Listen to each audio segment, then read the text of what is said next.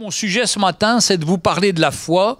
Alors quand on parle de la foi, on va tout de suite dans Hébreux 11, verset 1, où on a la définition de la foi, où c'est tellement important de connaître cet aspect de la foi qu'il doit y avoir dans notre vie.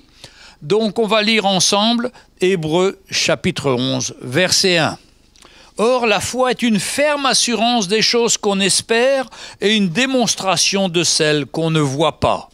Voilà la définition de la foi, voilà cette définition qu'on doit toujours avoir dans notre cœur, avoir cette ferme assurance des choses qu'on espère. Alors les choses qu'on espère là, ce sont des choses pratiques, concrètes, c'est la santé pour Floriane, c'est pour chacun d'entre nous un changement dans notre vie pour qu'on puisse être sérieux, qu'on puisse grandir avec le Seigneur, qu'on puisse avoir une œuvre du Seigneur dans notre cœur, qu'on puisse prendre nos responsabilités, pour nous les parents, ou les grands-parents, qu'on puisse accomplir ce que le Seigneur nous demande, son plan, pour que, au lieu d'être un problème pour la famille ou pour l'Église, qu'on devienne une source de bénédiction pour notre famille, pour nos enfants, pour l'Église, pour le monde entier, et que notre vie puisse servir à la gloire du Seigneur.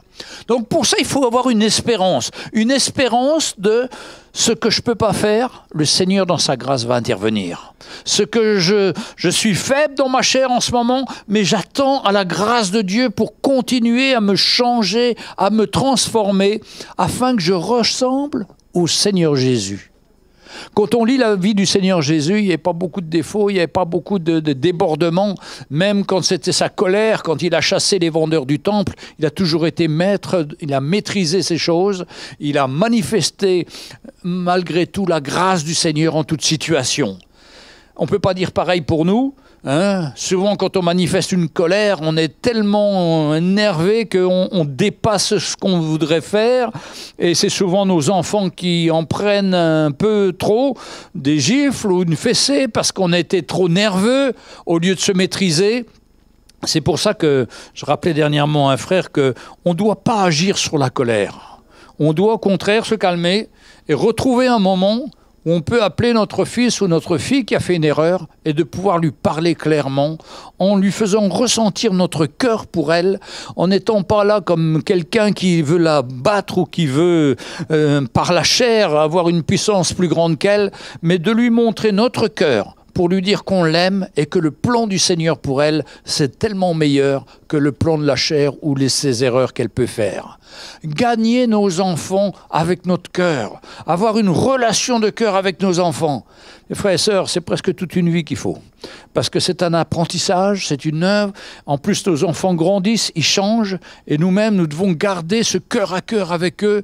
Et pour moi, c'est la chose principale pour un papa et une maman, d'avoir ces relations de cœur avec leurs enfants pour les aider à grandir dans les voies du Seigneur. C'est pas le dernier veste ou leur dernier habit à la mode qui compte, c'est notre cœur pour eux. Et c'est ça qui va faire la différence. Donc, la foi, c'est une ferme assurance des choses qu'on espère. On espère qu'on va être un bon papa, qu'on va avoir un cœur pour nos enfants. Et on demande la grâce de Dieu pour qu'il puisse intervenir. Et puis après, il y a une démonstration de celles qu'on ne voit pas. Les choses qu'on ne voit pas, c'est les choses qui sont dans notre cœur, une espérance pour le futur. Vous voyez, cette assurance, c'est sur terre. Mais l'espérance du futur, c'est qu'un jour, on sera avec le Seigneur pour toujours. Où il n'y aura plus de pleurs, il n'y aura plus d'énervement, il n'y aura plus de crainte. Nous serons pour toujours dans sa présence parce qu'il nous a réservé une place, une maison dans le ciel où nous serons avec lui dans la joie, la félicité et ce sera des moments merveilleux. Donc la foi, elle est bien composée de deux choses. D'abord sur cette terre, où nous devons marcher dans le plan du Seigneur, avec l'aide du Seigneur, et puis l'espérance qu'on a qu'un jour, on sera pour toujours avec lui dans sa présence. Ça va être merveilleux, mes frères et sœurs. Et nous, souvent, quand nous passons par l'épreuve et quand la difficulté, au lieu de regarder à ce qu'on voit, cherchons dans l'invisible, comme dit la parole. Cherchons, rappelons-nous ce qui nous attend. Rappelons-nous que nous sommes passagers sur cette terre. Nous sommes des pèlerins, nous passons pour un temps qui va passer très vite. Mais il y a un autre appel qui est pour nous. c'est de connaître le Seigneur et de vivre l'éternité avec lui. Alors cette fois, pour l'avoir possédé, les anciens ont obtenu un témoignage favorable. Tous ceux qui ont marché par la foi ont toujours eu un témoignage favorable du plan de Dieu, comme quoi Dieu les conduit et les dirige. C'est par la foi que nous reconnaissons que l'univers a été formé par la parole de Dieu, en sorte que ce que l'on voit n'a pas été fait de choses visibles. Premier fruit de la foi, c'est que nous reconnaissons que l'univers, que la terre a été faite par la parole de Dieu. Parce que Dieu a dit, il a créé.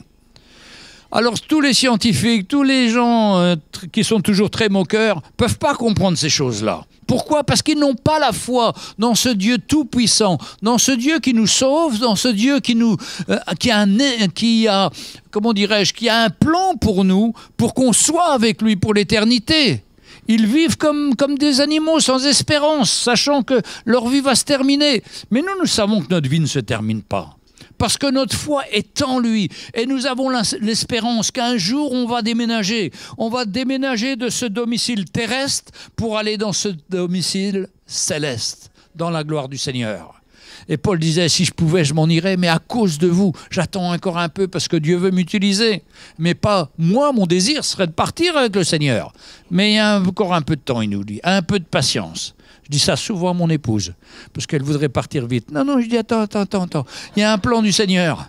Et puis, il ne me laisse pas toute seule, c'est peut-être égoïste, mais en même temps, je préfère qu'on parte ensemble.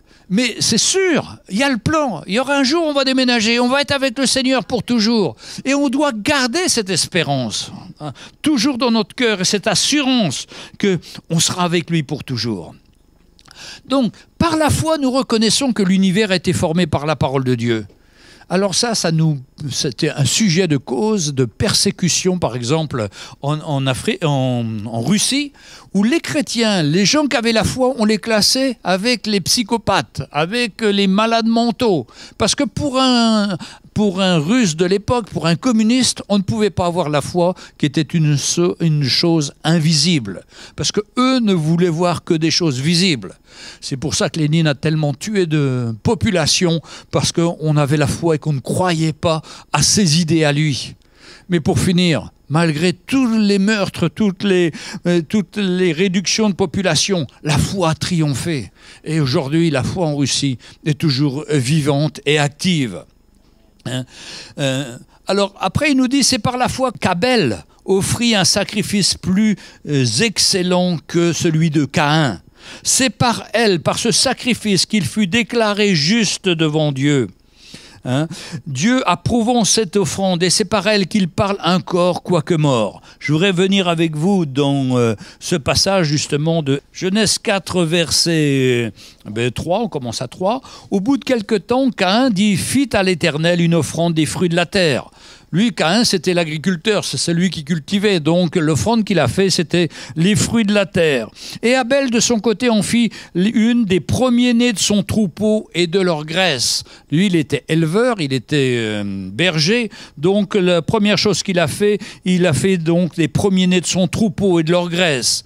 Et l'Éternel porta un regard favorable sur Abel et sur son offrande. Mais il ne porta pas un regard favorable sur Caïn et sur son offrande.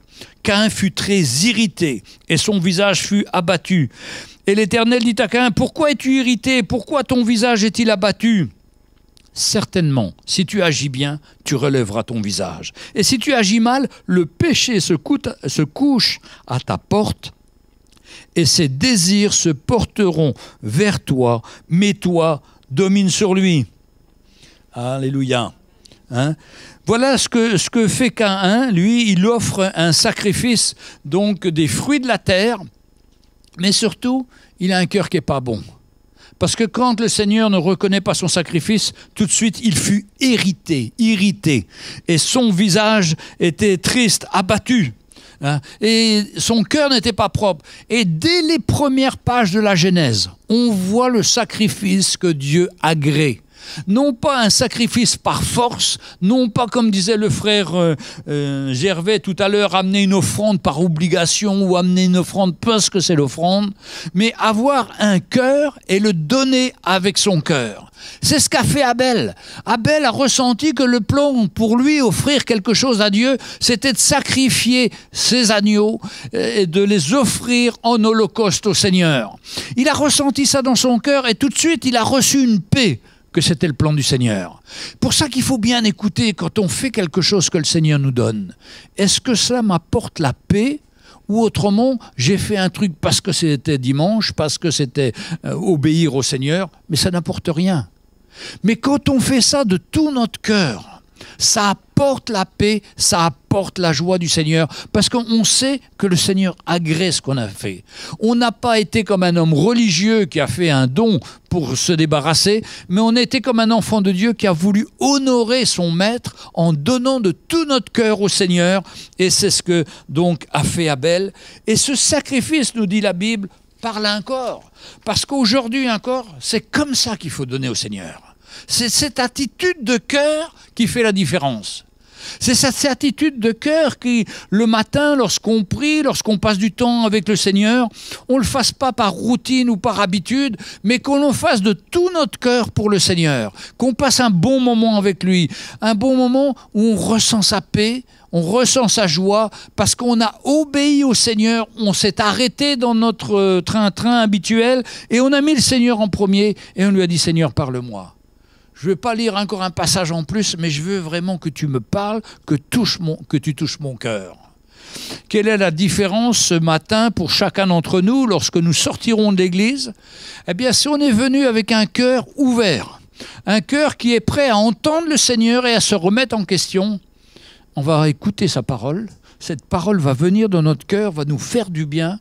On va se repentir si on a besoin de se repentir, mais on va repartir différent qu'on est venu. Tandis que l'homme religieux, il repart pareil. Et c'est dimanche prochain qu'il reviendra. Mais on ne vit pas de vie religieuse. Ça fatigue. Ça tue la vraie vie avec le Seigneur. On a besoin d'exprimer et d'expérimenter ce cœur à cœur avec le Seigneur. Comment on va tenir demain dans notre travail face à nos collègues et tout si on est venu d'une façon religieuse? On n'aura pas la force, on n'aura pas même l'impulsion pour nous dire, avant de répondre, je vais demander au Seigneur ce qu'il en pense. Je vais plutôt m'attendre au Seigneur. Seigneur, inspire-moi pour que je te donne, pour que je puisse lui répondre avec amour, avec une parole assaisonnée de sel. Il va ressentir que j'ai un cœur pour lui et que quelque part je veux l'encourager à te connaître. Ça change tout nos réactions. Si on répond dans la chair, il n'y a rien qui se passera. Mais si on répond avec du sel dans notre vie, avec une pointe de sel, avec, bon, je ne vais pas faire de la publicité pour le sel, mais avec quelque chose qui apporte la vie, mais ça change tout. Et on s'aperçoit que ce n'est pas le nombre de contacts qui compte, c'est la profondeur de ce contact. Une seule personne, si par jour on peut avoir une réponse de la part du Seigneur pour une seule personne, parce qu'on porte ça dans notre cœur, on prie pour eux, on s'attend au Seigneur, on écoute la voix du Seigneur malgré tout le bruit ambiant et tout ça. On écoute, Seigneur, qu'est-ce que je vais lui répondre? Que je puisse avoir ton cœur, que je puisse manifester ton amour. Eh bien, ça va changer la vie de cette personne. Et c'est tellement important que nous soyons des hommes pleins d'espérance, pleins d'attente, où nous attendons au Seigneur, où nous confions en lui, on voit sa main et sa grâce. Il fut déclaré juste, donc Abel. Nous, on a besoin d'être déclarés justes, mes frères. On est des justes, on est des justifiés par le Seigneur. Et pourtant, ni moi, ni vous ne méritions. C'est ça sa grâce. Chacun encore, on peut s'apitoyer sur notre cas en disant oh, « cette semaine, je suis encore passé à côté ». Oui, c'est vrai, je suis passé à côté. Mais je me suis humilié, je me rappelle, je me suis humilié, j'ai demandé pardon au Seigneur. Mais maintenant, je suis justifié si j'ai demandé pardon au Seigneur. Mais si je suis passé à côté et que je n'ai pas demandé pardon au Seigneur, je reste dans mon état et je deviens religieux. Pour ça que je dois toujours veiller sur mon cœur. Je dois toujours savoir si ce que j'apporte, c'est la vie du Seigneur, ou c'est ma chair, ou c'est ma volonté, mon caractère. Ça n'intéresse personne, ça. Mais quand c'est la parole qui vient de la part du Seigneur, ça change les vies et ça fait une œuvre profonde dans les cœurs.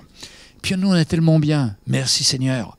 Aujourd'hui, j'ai écouté ta voix, j'ai répondu comme toi tu aurais répondu. C'est intéressant d'étudier toutes les réponses de Jésus à toutes les situations. Et puis, simplement regarder quelques réponses que nous on fait, ben on voit qu'on en est loin. On en est loin. Mais il ne faut pas se décourager. Il y a le plan du Seigneur dedans. Il y a le plan du Seigneur pour nous faire grandir. La première chose, c'est déjà de reconnaître qu'on n'a pas les réponses de Jésus. La deuxième, c'est de dire, Seigneur, aide-moi, inspire-moi, donne-moi ta réponse, Seigneur, que je puisse être à ton écoute et que je puisse recevoir de toi ce que toi t'aurais dit. Et croyez-moi, le résultat est tellement différent. Le miracle du Seigneur peut se produire. La grâce de Dieu peut se produire. Nous, trop souvent, on s'accuse, on se condamne, on a peur, on est dans la crainte. Mais non, quand c'est la parole du Seigneur, ça nous fortifie, ça nous construit à l'intérieur de nous-mêmes. Et je voudrais prendre un exemple concret dans Hébreux, pareil, le même chapitre, mais au verset 23, où l'on parle de notre frère et notre père en la foi, Moïse.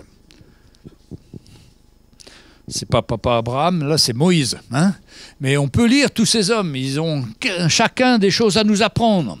Verset 23 de Hébreux 11. « C'est par la foi que Moïse, à sa naissance, fut caché pendant 3 mois par ses parents, parce qu'ils virent que l'enfant était beau et qu'ils ne craignèrent point l'ordre du roi. » Donc, là, on voit une action des parents de Moïse qui vont cacher cet enfant pendant 3 mois par ses parents, parce qu'ils virent que l'enfant était beau et qu'ils ne craignaient pas l'ordre du roi. Première chose, ils virent que l'enfant était beau. Moi, tous mes enfants, ils étaient très beaux aussi. Hein. Chacun, j'ai jamais vu un parent qui disait mon fils ou ma fille est pas joli. Hein. Et ça m'est arrivé de voir des enfants pas jolis, mais vous écoutiez le cœur de la maman, mais il était très joli pour la maman. Mais la maman de Moïse et la maman qu'on doit être pour le Seigneur, c'est pas voir uniquement le physique, c'est de voir le plan de Dieu pour nos enfants. C'est d'attendre un miracle pour que ces enfants puissent servir le Seigneur, ces enfants puissent être des instruments du Seigneur. Et ça change complètement notre vue. Au lieu de les faire courir dans des grandes études qui vont les éloigner du Seigneur, qui vont les fracasser dans ce monde, mais avoir dans notre cœur, chercher pour eux un avenir dans le Seigneur. Parce que moi, je vous dis, j'ai fait des grandes études, autour de moi on a fait des grandes études, et on n'a jamais travaillé dans les grandes études qu'on a faites. Donc ça a servi à pas grand-chose, hein. Simplement à s'amuser dans le monde, ou à se perdre dans le monde plutôt. Par contre, j'ai toujours vu des enfants chrétiens, par exemple, être éduqués par les écoles chrétiennes ou éduqués par des familles chrétiennes qui faisaient l'éducation à la maison. Bon, ils n'ont pas eu des grands diplômes, mais aujourd'hui, ils ont des grands postes parce qu'ils ont appris la base de l'honnêteté, de travailler par eux-mêmes, de leur responsabilité qu'on n'apprend pas dans les universités ou ailleurs. À part faire la grève, il n'y a pas grand-chose qu'on apprend là-bas. Hein? Mais quand vous avez dans votre cœur un plan pour votre enfant, pour qu'il soit beau pour le Seigneur, qu'il soit mis à part pour le Seigneur va vous aider et vous allez transmettre à votre enfant les vraies valeurs. Pas les valeurs du gling-gling, les choses, des apparences, mais des valeurs profondes, de l'honnêteté, de la responsabilité, du travail. Et bon, je connais une famille vers Aix-en-Provence, ils ont, je ne sais pas si c'est 10 ou 12, parce qu'à partir de là, je ne compte plus, mais un grand nombre d'enfants. Mais ces enfants-là, ils ont été éduqués par la maman et le papa qui faisait l'école à la maison. Ils n'ont pas de diplôme d'ingénieur, mais ils sont reconnus comme des ingénieurs. Parce qu'en plus de leurs connaissances qu'ils ont appris sur le terrain, ils ont cette honnêteté et cette fiabilité que leurs grands patrons ont reconnus et qui les ont élevés. C'est pourquoi j'ai toujours vu des enfants élevés selon les principes du Seigneur avoir des bonnes situations. Par contre, je vois des gens qui ont fait des grandes études dans le monde et qui n'ont pas été reconnus. Parce que ce n'est pas les études qui comptent, c'est le cœur et c'est la sincérité, la vérité. Donc ne vous inquiétez pas, hein, ayez cette vision que vos enfants sont beaux parce que vous servez le Seigneur et qu'il y a un plan du Seigneur pour eux et voyez-les dans les mains du Seigneur. Et ça, vous allez faire comme ses parents Moïse et comme ses parents de Moïse, voir cet enfant beau qui a un plan de Dieu pour lui. Maintenant, si vous dites à vos enfants, mais tu sais, j'ai confiance qu'il y a un plan du Seigneur pour toi, ça va les rassurer, ça va les encourager, ça va leur donner aussi une vision que Dieu est en contrôle de leur vie. Moi, je me rappelle, j'étais étudiant, mes parents n'étaient pas chrétiens, et on discutait avec les amis, les copains au lycée, déjà en 1968, 69, 70, quand je faisais mes études universitaires, et tout le monde me disait, mais nous, on va finir chômeurs. On n'avait aucune espérance. On était découragés même avant. On avait des profs qui nous décourageaient. Non, mais dans le Seigneur, c'est pas comme ça, mes frères et sœurs. Dans le Seigneur, on est encouragé, on est fortifié en confiance. On lui fait confiance, on est dans la foi. Alors la deuxième caractéristique des parents de Moïse, c'est d'abord qu'il était beau. Et puis la deuxième, et ils ne craignèrent point l'ordre du roi. Rappelez-vous à l'époque, Pharaon avait dit, tous les garçons mâles, on les jette au fleuve, on n'en veut pas. Hein, des fois qu'il y a un libérateur qui vienne. Hein, ils ne savaient pas que c'était Moïse. Hein, et alors, ils les ont jetés au fleuve. Mais le Seigneur, eux, avait cette femme, ce couple qui croyait en Dieu et qui ne craignait pas l'ordre du roi. Et vous dire, la foi et la crainte, c'est vraiment deux opposés. À nous de savoir si on est dans la crainte ou si on est dans la foi. Parce qu'aujourd'hui, c'est la même situation.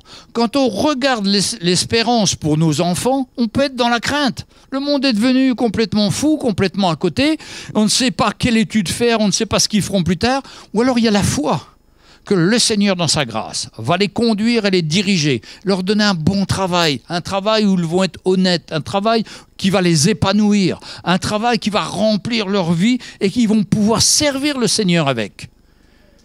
Alors, mes frères, on a toujours le choix. Est-ce que je suis dans la peur ou est-ce que je suis dans la foi? C'est tellement mieux d'être dans la foi pour nous les parents. Et c'est tellement mieux de transmettre cette foi à nos enfants. T'inquiète pas, tu as de la valeur aux yeux de Dieu. Dieu a un plan pour toi. Il t'aime, il ne te laissera jamais tomber. Et en tant que pasteur, j'ai jamais vu de jeune n'ayant pas trouvé son chemin avec le Seigneur. J'ai toujours vu que le Seigneur ouvrait des portes. Et puis, un des derniers cas qu'on a eu ici, c'était Daris, j'en parle parce qu'il n'est pas là aujourd'hui. Hein. Mais lui, il fait des études d'ingénieur pour l'aviation, je ne sais plus au juste quelle branche. Il ne trouve pas de boulot, il ne trouve pas de travail. Et là, il a été employé pour être ingénieur en informatique. Ce n'était pas du tout le sujet de ses études. Donc, il a passé 5 ans, 6 ans, il était très brillant d'ailleurs. Hein. Mais ça n'a servi à rien. Mais le plan du Seigneur était là pour lui. Et aujourd'hui, il a trouvé un travail. Aujourd'hui, il sert le Seigneur. Et aujourd'hui, il est rempli de joie et d'espérance dans le Seigneur. Quelle grâce, mes frères et sœurs. Pour ça, ne craignons pas pour nos enfants. Attendons-nous au Seigneur. Manifestons ce cœur avec eux. Cherchons cette relation avec le Seigneur et avec nos enfants.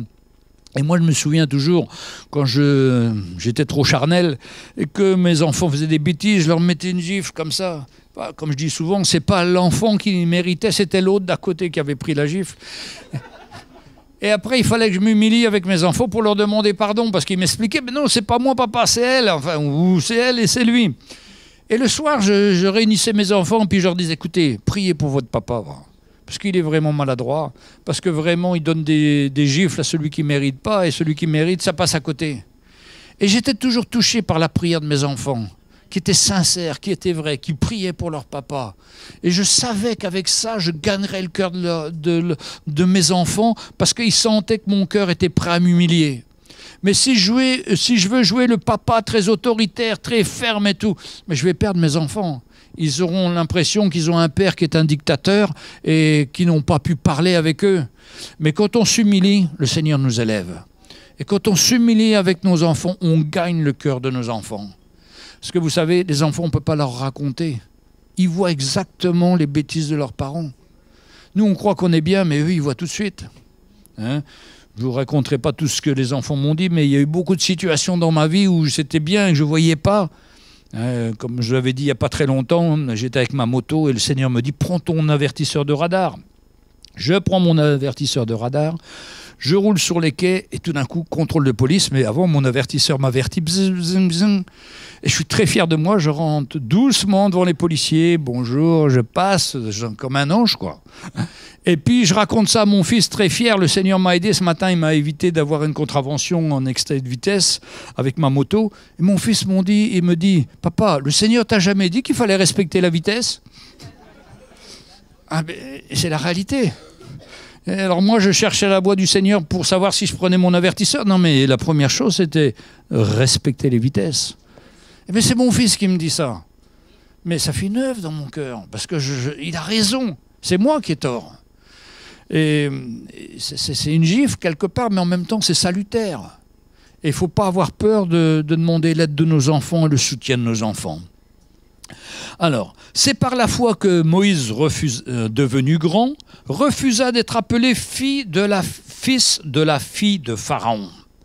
Vous vous rappelez, Moïse, ses parents ont mis un petit berceau, ils l'ont enduit de poids, ils l'ont envoyé sur la rivière, et juste là, la fille de Pharaon était en train de se baigner avec ses amis, et voilà l'enfant passer, et elle dit, oh, c'est un petit juif, un enfant des juifs, je vais le prendre.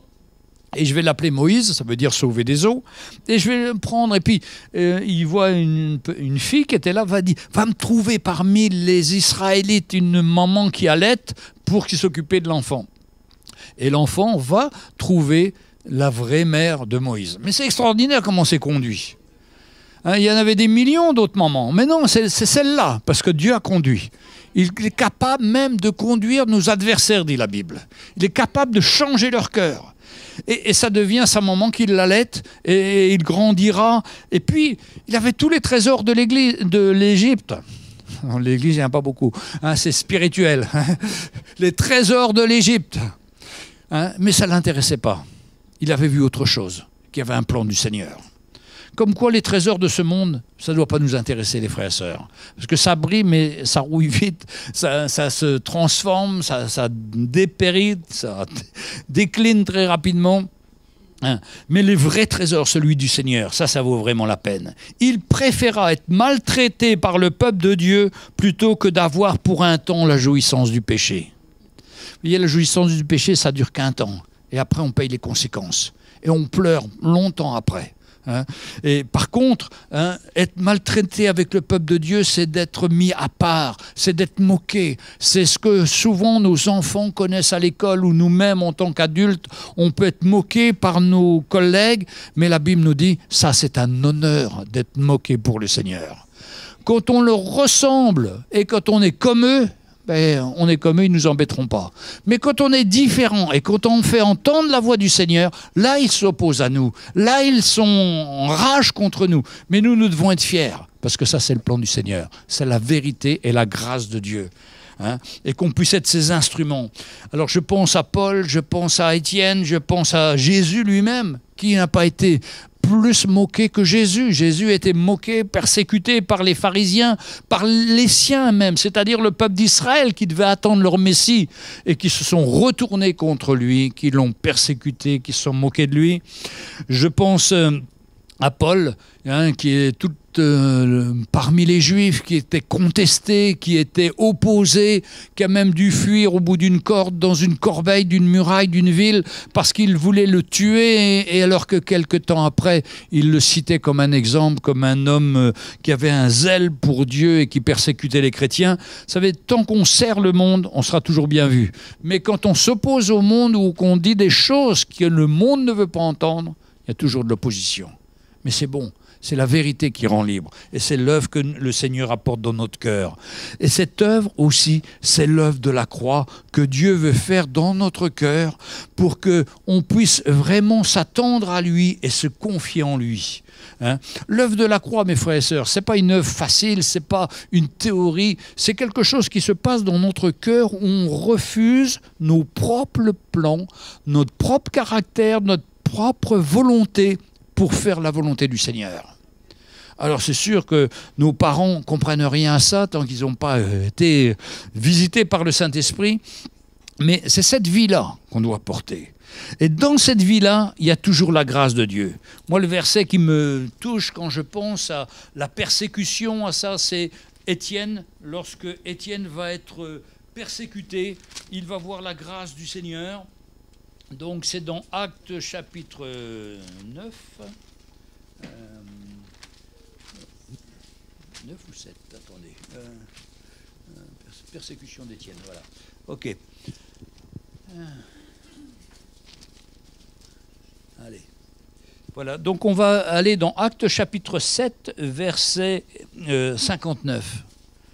Ça, c'est un verset qu'on doit connaître par cœur parce que c'est comme ça que finissent les vrais hommes de Dieu qui sont déterminés par le Seigneur, avec le Seigneur, et le Seigneur prend soin d'eux. Donc verset 59, « Et ils lapidèrent Étienne qui priait et disait, « Seigneur, Jésus, reçois mon esprit. » Puis s'étant mis à genoux, il s'écria d'une voix forte, « Seigneur, ne leur impute pas ce péché. » Et après ces paroles, il s'endormit. Vous voyez comme quoi la grâce de Dieu est là pour tous ceux qui sont persécutés. Et je suis sûr qu'aujourd'hui, j'entends des histoires en Inde ou dans les pays du Moyen-Orient où on persécute les chrétiens, où les gens sont lapidés comme Étienne. Je suis sûr que la même grâce est pour eux et que Dieu prend soin d'eux aussi. Et c'est pourquoi on n'a rien à craindre. Quand il est dit dans la parole qu'il ne permettrait pas qu'on ait des souffrances au-delà de nos forces. Mais avec la souffrance, il donne toujours le moyen d'en sortir. Si nous croyons que Dieu est fidèle, nous savons aussi qu'on passe par des épreuves, mais qui n'iront jamais au-delà de nos forces. Parce qu'avec l'épreuve, il nous donnera sa grâce, comme il l'a donné à Étienne. Et Étienne, au lieu d'en vouloir à ces gens-là, il leur a dit exactement la phrase de Jésus. Quand Jésus est mort, la dernière phrase de Jésus, « Pardonne-leur, Père, ils ne savent pas ce qu'ils font. » Donc je leur pardonne de tout mon cœur. Et puis il s'endormit, nous dit. Il n'a même pas crié, rien, il s'est endormi. La grâce de Dieu était sur lui. Comme la grâce de Dieu est dans toutes nos situations. Quand on s'attend à la grâce de Dieu, il est fidèle pour prendre soin, pour intervenir et pour manifester son œuvre dans notre cœur, afin qu'on n'aille pas au-delà, afin qu'on ne soit pas dans la peur, dans la crainte, mais qu'on se confie en lui. Amen. Est-ce que quelqu'un ici a une épreuve plus grande que ce qu'il pouvait supporter ? Non, on a tous une épreuve différente et en fonction de notre capacité de supporter. Sa grâce est là. Il est toujours là, il est toujours prêt à intervenir. Et lui, Moïse, il a préféré être maltraité avec le peuple de Dieu plutôt que d'avoir pour un temps la jouissance du péché. La Bible, elle est très claire. La jouissance du péché, c'est qu'un temps. Un petit temps. Très petit. Bon, il y a une chanson qui disait « Plaisir d'amour ne dure qu'un instant et chagrin d'amour dure toute une vie ». Bon, je ne vais pas épiloguer là-dessus, mais ça veut bien dire ce que ça veut dire. Il y a des plaisirs qui ne durent qu'un instant. Mais la vraie vie avec le Seigneur, la vraie joie, c'est pour l'éternité. Quelle grâce! Alors que dans le monde, tout est vanité et poursuite du vent. Alors, car il avait les yeux fixés sur la rémunération. Sur quoi il avait fixé ses yeux, Moïse, hein? Alors, on va regarder parce que ça correspond au verset 13 du même chapitre, hein, de Hébreux 11, verset 13. Il avait les yeux fixés sur la rémunération.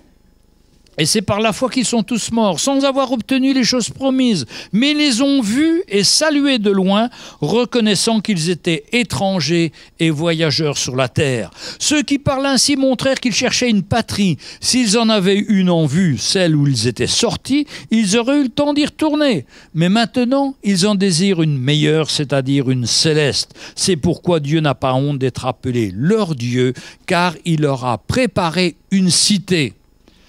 Voilà, Moïse, il est sorti d'Égypte, mais il n'est pas retourné en Égypte. Il n'est pas, comment dirais-je, il ne s'est pas établi dans la joie en Église. Lui, sa vision, c'était le plan de Dieu, c'était cette patrie céleste. Mais nous, ça doit être la même.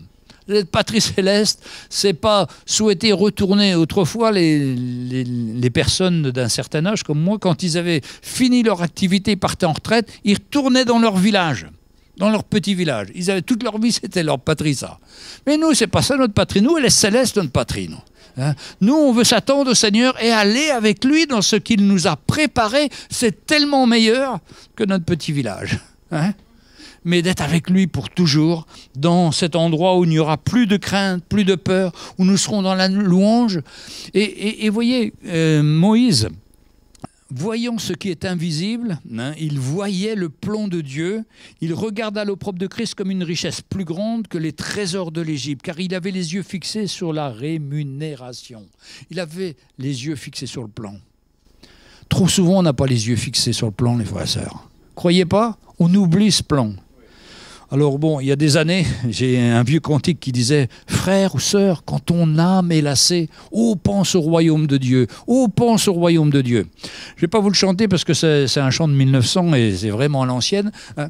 Mais quand même, ces paroles étaient tellement riches. Et je trouve ce qui manque aujourd'hui, nous les chrétiens souvent de cette période, c'est qu'on ne pense pas assez à ce plan.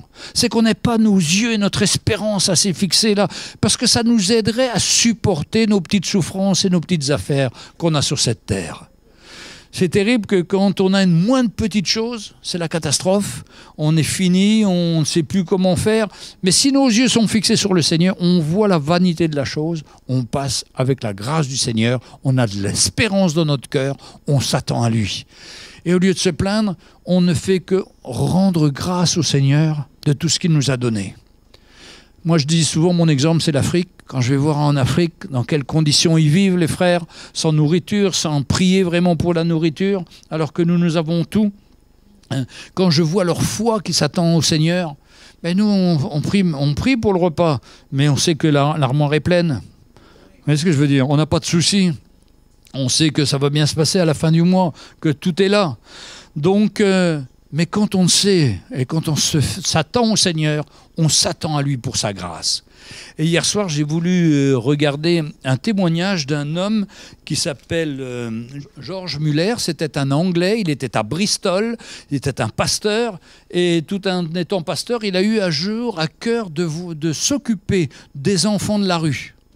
Et il y en avait des centaines qui étaient dans la rue. Donc il a ouvert un orphelinat à Bristol. Il a commencé par un immeuble, 2 immeubles, 3 immeubles, 5 immeubles. Et à la fin, il y en avait tellement que les gens rouspétaient. Non, on ne veut plus vous voir, il y a trop d'enfants dans la rue.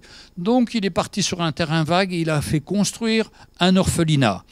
Et il raconte que toute sa vie, il n'a jamais demandé aux frères et sœurs de participer aux offrandes ou de faire des dons spécifiques. Il disait, s'il y en a un qui je dois demander, c'est au Seigneur. Et il priait et il s'attendait toujours à la grâce du Seigneur. Un jour, il était avec une petite fille de 8 ans qui jouait dans son jardin. Il l'a pris par la main, elle s'appelait Abigail, et lui dit, viens voir ce que notre Père Céleste va faire. Cette petite fille entra dans le réfectoire, là où il y avait tous les enfants qui étaient à table. Il y avait des bols, il y avait des assiettes, mais il n'y avait rien dedans. Et on n'a rien aujourd'hui. Et aujourd'hui, ils n'avaient rien à manger. Mais George Muller lui a dit, attends, on va s'attendre au Seigneur. Vous avez l'école aujourd'hui, l'école va bientôt commencer, donc le Seigneur ne va pas tarder, on va lui demander. Et il a demandé au Seigneur de pourvoir aux besoins. Donc, de ces 1500 jeunes qui étaient là, il n'y avait pas d'argent dans la caisse, ils n'avaient pas de réserve, ils n'avaient rien. Donc, il remercie le Seigneur tout simplement. Et puis, tout d'un coup, on entend quelques coups à la porte. C'était le boulanger qui dit à M. Muller, je n'ai pas pu dormir cette nuit. J'ai eu le sentiment que vous n'aviez pas de pain pour le petit déjeuner et que le Seigneur voulait que je vous en apporte. Alors je me suis levé ce matin à 2 h du matin, j'ai fait du pain frais, et le voilà. George Muller remercia donc le boulanger et rendit grâce à Dieu d'avoir pourvu, non pas seulement au pain, mais au pain tout frais pour les enfants. Quelques instants plus tard, le laitier vint et dit « Voilà, j'ai cassé l'essieu de mon véhicule de livraison, et cet essieu s'est cassé juste devant votre porte. Mais pour réparer ma camionnette, il faut que je sorte tous mes bidons, alors je viens vous les donner. » Et comme ça, ils ont eu le lait et ils ont eu le pain. Et le Seigneur a vraiment pourvu. Et il dit, ces histoires-là, c'est une des histoires types. Mais il y a eu plus de 1000 fois plus où le Seigneur a pourvu pour eux et que jamais les enfants ont manqué. Vous savez combien il s'est occupé d'orphelins? 18 500 le long de sa vie. Il a fait une œuvre extraordinaire. Et pourtant, les chrétiens disaient, mais non, tu es pasteur, tu ne vas pas faire autre chose. Vous savez, nous, on a toujours une idée de garder notre pasteur pour qu'il soit pasteur. Mais non, lui, il avait un autre appel dans son cœur. Et il l'a fait. Et aujourd'hui, il a nourri des milliers. Ça existe toujours, d'ailleurs, les orphelinats à Bristol, de l'œuvre qu'il a créée. Hein. Mais il ne voulait jamais se mettre en avant. Vous savez pourquoi il ne voulait jamais se mettre en avant? Parce qu'il racontait qu'avant, son père avait une épicerie et il vendait des bonbons. Et tout gamin, il volait tout le temps dans la boutique de son père. Il était un bandit. Et un jour, il rencontre quelqu'un qui lui parle de Jésus. Et là, il s'aperçoit de sa culpabilité de voler ses parents, de voler les gens autour et qu'il était un bandit. Et il dit, toute sa vie, j'ai pensé toujours à ça, d'où je venais. Et je savais que si je n'étais pas conduit par l'Esprit, je pouvais même voler auprès des orphelins. Mais devant le Seigneur, je ne voulais pas. J'avais en moi cette faiblesse qui m'est restée toute ma vie, mais j'ai lutté contre à travers les situations par lesquelles je passais pour m'attacher au Seigneur. Et cet homme de Dieu, qui était un homme de Dieu merveilleux, il avait un problème, il avait des maux de tête en permanence. Ça lui durait jusqu'à 3-4 semaines où il ne pouvait pas se lever, la tête tournait, tout le monde croyait qu'il allait mourir. Et il priait le Seigneur et puis un jour il me dit, mais je suis sûr que c'est ça que le Seigneur a permis dans ma vie pour me rappeler qu'il n'y a rien de bon en moi et que je peux m'appuyer sur le Seigneur. Quelle grâce, mes frères et sœurs! Comme l'apôtre Paul qui sentait qu'il avait une écharde dans la chair, parce qu'autrement il se serait enorgueilli. On a tous une écharde quelque part. Et il ne faut pas en vouloir à cette écharde, elle est permise par le Seigneur pour qu'on reste humble et petit devant lui. Parce que si on ne se ressent pas, on s'élève, on croit qu'on est quelque chose, et là c'est une catastrophe. Cet homme de Dieu a fait beaucoup d'expériences. Il était un jour il était parti au Canada pour annoncer l'évangile et il devait arriver à Vancouver. Et le mercredi, alors qu'il était dans le bateau, il y a un brouillard très épais qui vient en pleine mer. Alors George Muller va voir le capitaine et pris pendant des heures sur le haut du bateau, sur le pont. Et le capitaine lui demande « Qu'est-ce que vous faites ?» Mais il dit « J'ai un engagement avec le Seigneur. Il a permis que j'aille prêcher à Vancouver dimanche matin à 15h. Et je m'attends au Seigneur pour être à l'heure. » Le capitaine lui dit « Mais vous voyez pas l'épaisseur du brouillard ?» Alors lui dit « Non, moi je vois pas l'épaisseur du brouillard, je vois la grandeur de notre Dieu. Jamais le Seigneur ne me fait arriver en retard à un rendez-vous qu'il a lui-même organisé. » Le capitaine lui dit, c'est pas possible, c'est pas possible. Si, il lui dit, tout est possible avec le Seigneur. Si vous voulez, on va descendre dans votre cabine et on va prier le Seigneur. Et il prie une prière d'un enfant. Seigneur, tu sais que j'ai besoin d'être là-bas. Seigneur, conduis toutes choses, dissipe ce brouillard. Et le commandant, qui était un peu gêné d'entendre cette prière-là, qui dit c'était une prière d'un enfant de 8-9 ans, j'ai voulu prier. Mais là, il m'a mis la main sur l'épaule, il m'a dit, écoute, ne prie pas, parce que je sais que tu ne crois pas et que ça ne sert à rien. Moi, j'ai prié et on va sortir, on va regarder le brouillard, je suis sûr qu'il est parti. Et effectivement, il remonte les escaliers, il n'y avait plus de brouillard. Et ils sont arrivés le dimanche pour Bristol, où il a pu prêcher. Un homme de foi, ça, un homme qui croit au Seigneur, qui s'attend au Seigneur. C'est à ça que le Seigneur nous appelle, à nous tenir pour lui dans toutes les situations. C'est merveilleux. Malgré la souffrance qu'il connaissait lui-même dans son corps, il servait le Seigneur de tout son cœur. Ça doit nous encourager. Hein? Et je suis sûr que Moïse, quand il vivait, il avait des situations difficiles parce qu'il avait choisi d'être avec le peuple de Dieu plutôt qu'avec les richesses de l'Égypte. Mais la grâce de Dieu le soutenait et il a vu la main du Seigneur. C'est pourquoi après il a pu faire des grandes choses. C'est par la foi qu'il quitta l'Égypte sans être effrayé de la colère du roi, mais il se montra ferme comme voyant ce qui est invisible. Verset 27 du Hébreux 11. Vous voyez, il quitta l'Égypte sans être effrayé de la colère du roi. On a parlé des parents qui n'avaient pas eu peur du roi d'Égypte. Lui, il a quitté l'Égypte en tant qu'adulte sans avoir peur de la colère du roi. Vraiment, le Seigneur veut nous libérer de la peur, les frères et sœurs. Vraiment, si dans notre vie, on se dit « non, j'ai peur », non, Je ne vais pas avoir peur, moi, j'appartiens au Seigneur. Si je suis dans la peur, c'est parce que je n'ai pas de foi. Je n'ai pas mis ma confiance dans le Seigneur. Et il y a des situations où on n'a pas remis la situation au Seigneur, donc on est par nous-mêmes et on n'a pas de force nous-mêmes. Mais si on remet cette situation au Seigneur, on va s'attendre à la foi qui vient dans notre cœur. Et on dit, le Seigneur est avec moi dans cette situation. Et je vais voir sa main. Donc je n'ai pas à avoir peur. Et la peur me quitte et est remplacée par la foi. C'est merveilleux quand on a la foi dans notre cœur. Non, je ne m'inquiète pas. Non, l'ennemi fait plein de grimaces, plein de cinéma autour de... Non, moi, mes yeux sont sur le Seigneur. Le Seigneur va me garder. Et c'est ce qu'il a fait. Il n'a pas été effrayé de la colère du roi, mais il se montra ferme comme voyant ce qui est invisible. C'est ça qu'on doit être, ferme dans la foi. Comme voyant ce qui est invisible. Oui, il y a le plan de Dieu là. Le plan de Dieu va agir et manifester sa grâce. C'est par la foi qu'il immola la Pâque et fit l'aspersion du sang afin que l'exterminateur ne touche pas au premier-né des Israélites. Hein, c'est là, il a fait la Pâque, vous vous rappelez, il a pris les agneaux, il a mis sur le fronton des portes et il a dit là, l'ennemi ne pourra pas rentrer parce que le Seigneur est là. Hein, et il a obéi au Seigneur. Et puis ils ont traversé par la foi la mer Rouge comme un lieu sec. Incroyable. Traverser la mer comme un lieu sec, tandis que les Égyptiens qui tentèrent de passer furent engloutis. Il y a un point, mais on pourra en citer encore beaucoup de choses qu'il a faites pour le Seigneur. Et nous, mes frères et sœurs, on a appelé à faire des grandes choses pour le Seigneur, à marcher par la foi, à tenir ferme, à voir ce qui est dans l'invisible, le plan de Dieu, la grâce de Dieu. Alors, on voit ce qui est matériel, ce qui est concret, là, donc c'est ce que je parlais de l'espérance, mais on voit aussi ce qui est éternel, ce qui est notre cité céleste, qui est la vie de l'esprit. Mais c'est merveilleux, mes frères et sœurs. On a de quoi être occupé pleinement par les choses du Seigneur, par la vie du Seigneur. Espérance en marchant sur cette terre et certitude qu'il nous attend là-bas et qu'il a préparé une maison pour nous.